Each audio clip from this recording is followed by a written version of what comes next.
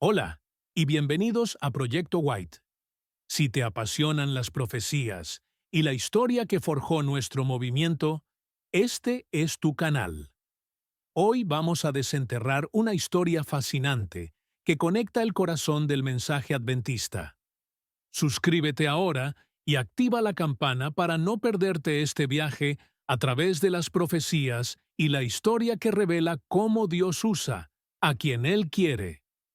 De jesuita a adventista. La historia de Manuel Lacunza. La historia del adventismo no se escribe solo en los campos de Nueva Inglaterra. A veces, las semillas de la verdad brotan en los lugares más inesperados, dentro de las filas de la oposición más formidable. Retrocedamos al siglo XVIII, una época marcada por el poder incuestionable de la Iglesia romana. Tras la Reforma, el papado buscó una respuesta implacable, y así nació la orden que se convertiría en su principal campeón, los jesuitas. Citando a Elena G. de White en El conflicto de los siglos. Pasados los primeros triunfos de la Reforma, Roma reunió nuevas fuerzas con la esperanza de acabar con ella. Entonces fue cuando nació la orden de los jesuitas, que iba a ser el más cruel, el menos escrupuloso y el más formidable de todos los campeones del papado. Libres de todo lazo terrenal y de todo interés humano, insensibles a la voz del afecto natural, sordos a los argumentos de la razón y a la voz de la conciencia.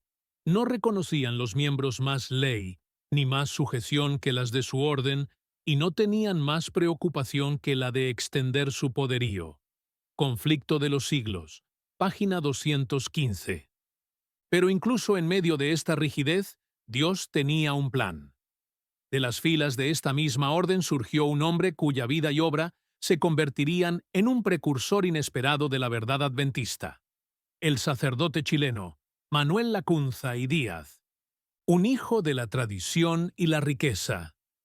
Manuel Lacunza nació en Santiago de Chile, en 1731, en el seno de una familia rica con profundas raíces en la jerarquía católica, incluidos obispos y sacerdotes.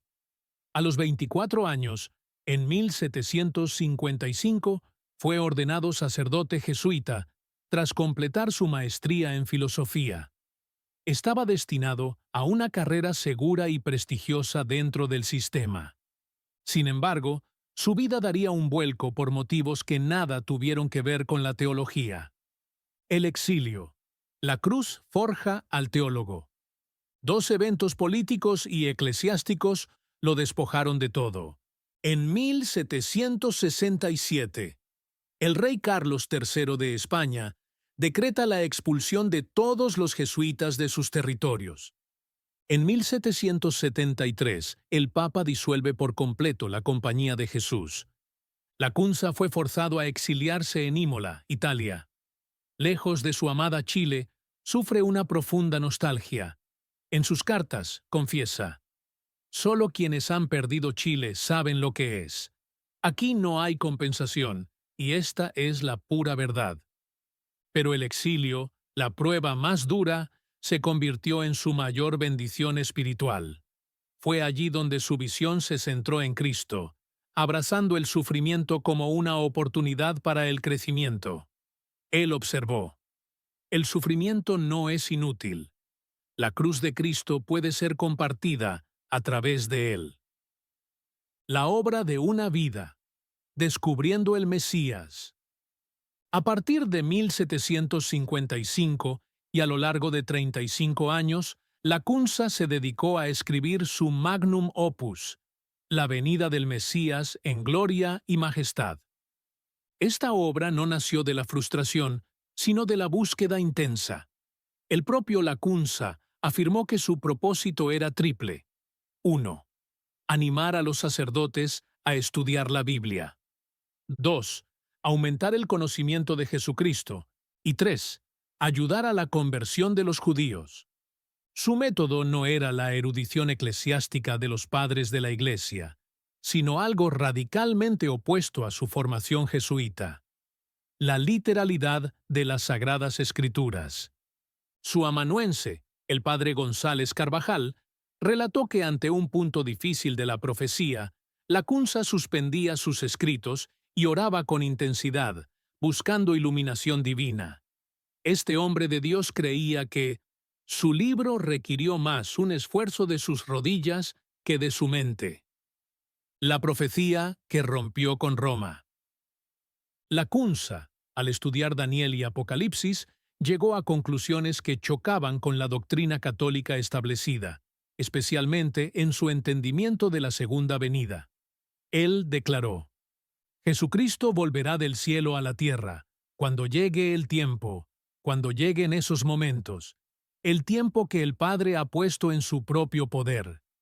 Le acompañarán no solo sus ángeles, sino también sus santos resucitados.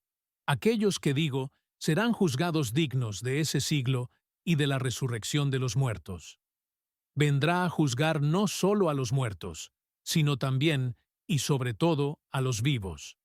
Por tanto, este juicio de los vivos y de los muertos no puede ser uno, sino dos juicios diferentes, no solo en sustancia y manera, sino también en tiempo.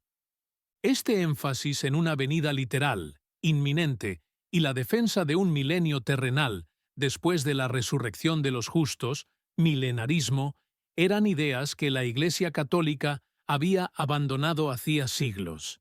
Consciente de la controversia, Lacunza sabía que su título jesuita pondría su libro bajo el martillo de la Inquisición. Para proteger su obra, y asimismo, la publicó en 1812 bajo el seudónimo de Rabí Ben Ezra, presentándose como un judío convertido. Y aquí es donde su historia se cruza directamente con el movimiento adventista que conocemos hoy. Elena G. de White lo reconoció como un heraldo, una luz solitaria. En la América del Sur, en medio de la barbarie y de las supercherías de los ministros de la religión, el jesuita chileno Lacunza se abrió camino hasta las Sagradas Escrituras, y allí encontró la verdad de la próxima vuelta de Cristo. Su publicación contribuyó a aumentar el interés que se estaba despertando ya en Inglaterra por la cuestión del segundo advenimiento, Conflicto de los Siglos, página 362. El libro de Lacunza fue traducido al inglés en 1825. Esta traducción alimentó el fervor profético que, poco después, se cristalizaría en el movimiento millerita de Norteamérica. La influencia de un jesuita chileno ayudó a preparar el mundo para el mensaje adventista. Como era de esperarse, Roma no se quedó de brazos cruzados. A pesar de que la obra fue financiada y aplaudida por figuras prominentes de la independencia sudamericana, como el general Manuel Belgrano de Argentina, la censura no tardó en llegar. El 6 de septiembre de 1824, el Papa León XII añadió el libro de Lacunza al Index Librorum Prohibitorum, prohibiendo a los católicos leerlo. La Iglesia Católica había abandonado oficialmente esa línea de profecía. En 1801, el cuerpo de Lacunza fue encontrado sin vida a las afueras de Imola. La causa de su muerte es un misterio. Pero su legado no lo es. Lacunza se había convertido en un profeta de la verdad que, desafiando a su propia orden y a su iglesia, había encendido la llama de la esperanza en la segunda venida de Jesús en dos continentes. Este hombre es un testimonio vivo de que Dios puede usar a cualquiera, en cualquier lugar, si el corazón está dispuesto a arrodillarse y estudiar sus santas escrituras. Lacunza fue un jesuita en título, pero un adventista en espíritu. Lacunza no fue adventista de denominación, pero si lo fue de experiencia, su vida y su pasión por el mensaje del segundo advenimiento de Cristo es un ejemplo para nosotros hoy. ¿Te atreves tú también a profundizar en las profecías que Lacunza y los pioneros adventistas descubrieron?